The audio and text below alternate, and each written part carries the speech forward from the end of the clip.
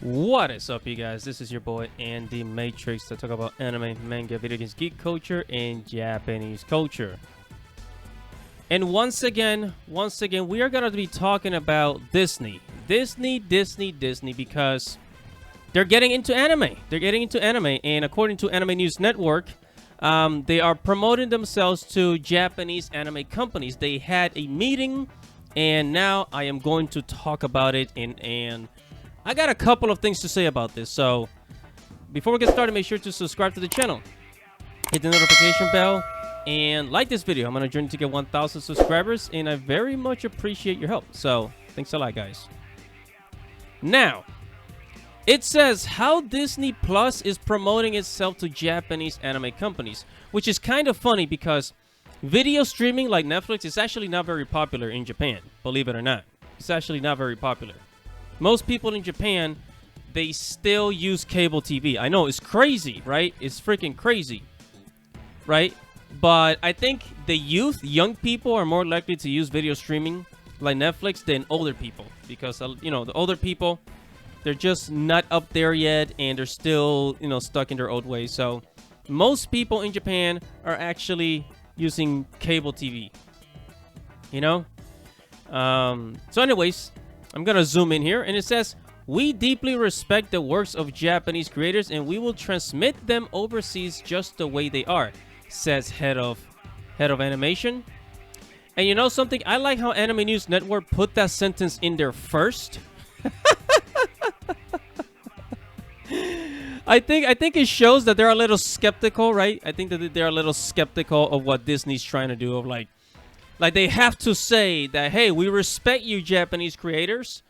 Yeah, we respect you. And I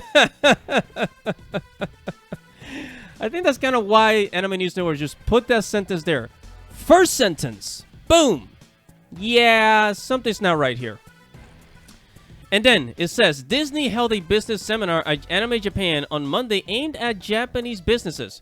This was an interesting opportunity to gain some insights on how the media company is approaching the Japanese market. Right? Okay.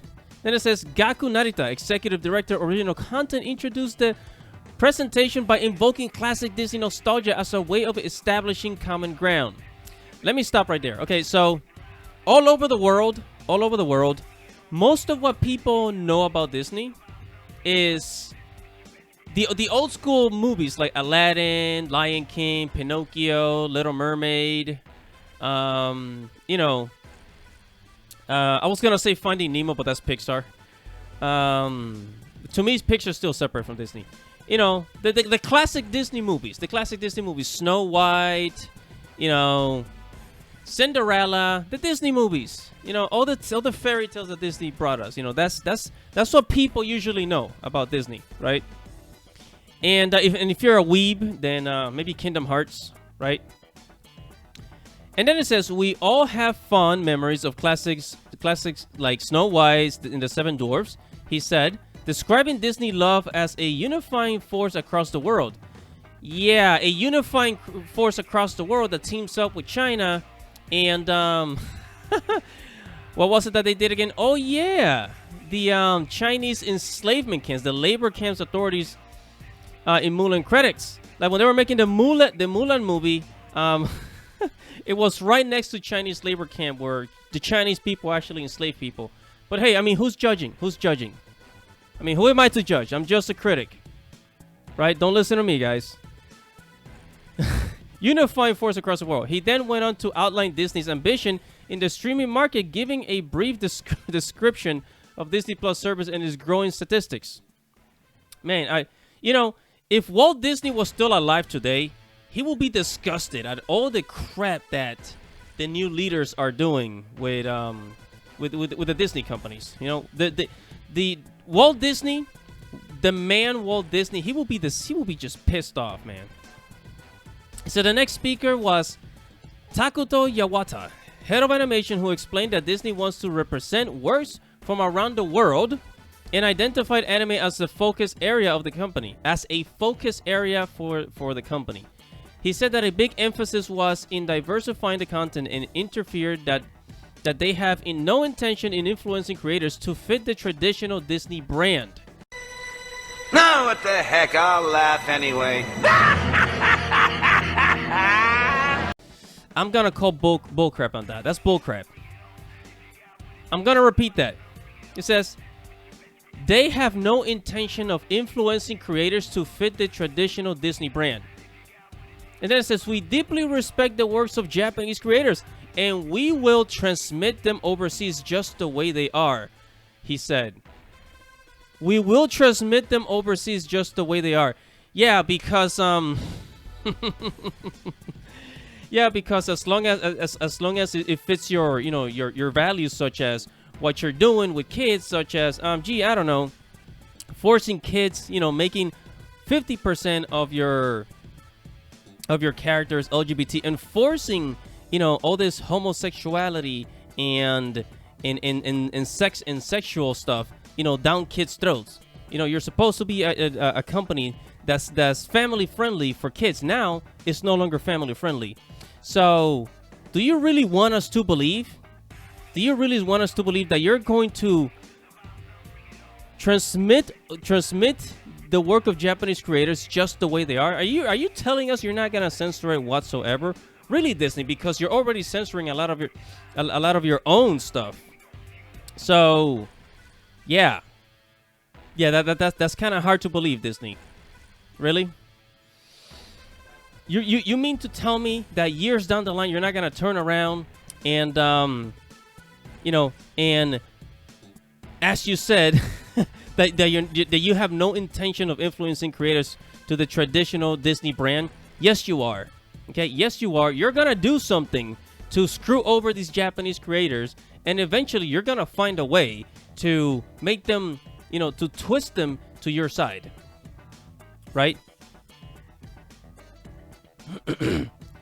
To fit them to your agenda. You're gonna do this, Disney. You're already doing it here, and you're not doing it into China because China's not stupid. But Japan, you know, I'm sorry if you're Japanese. Please do not get insulted. Please do not get offended. But some Japanese can be naive when it comes to these things. They can be naive when it comes to these things, right?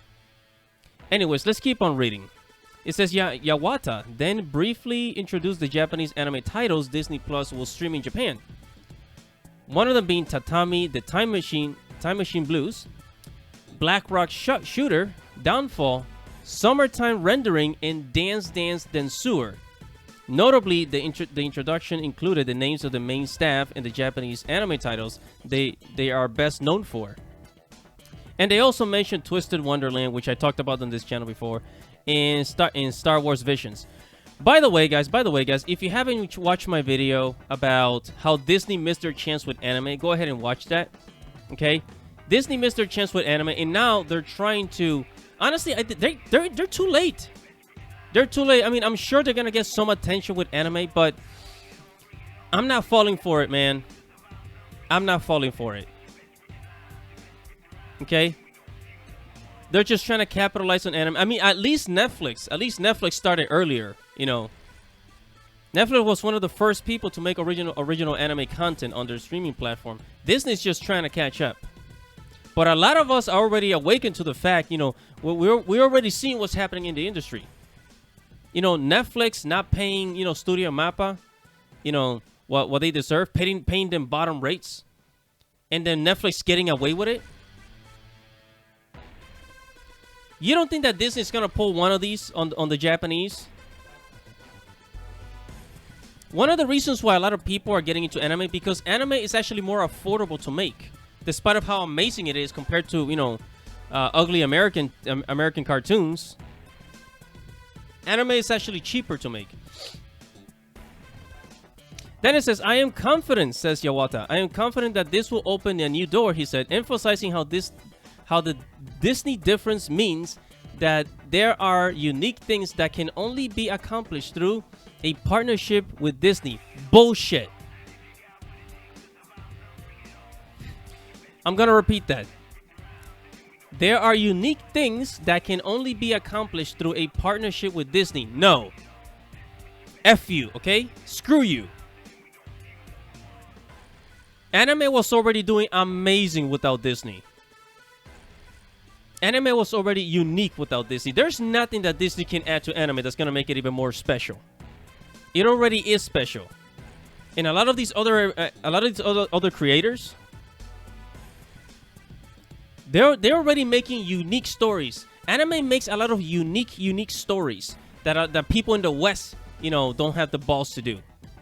So no, this partnership is not gonna. It's man, and this is why I say that some Japanese people can be naive. They can be naive to these things because they haven't experienced them. You know, at least China, you know, they can see through the bullcrap.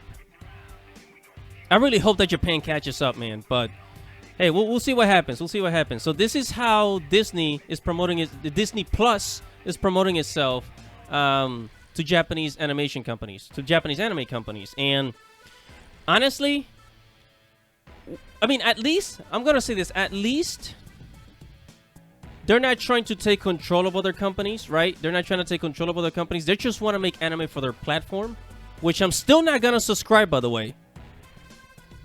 You know?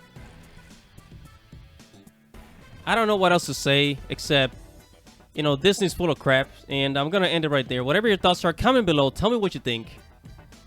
And like this video, subscribe to the channel, hit the notification bell, and I'll see you guys in the next video. This is Andy Matrix, guys. Godspeed.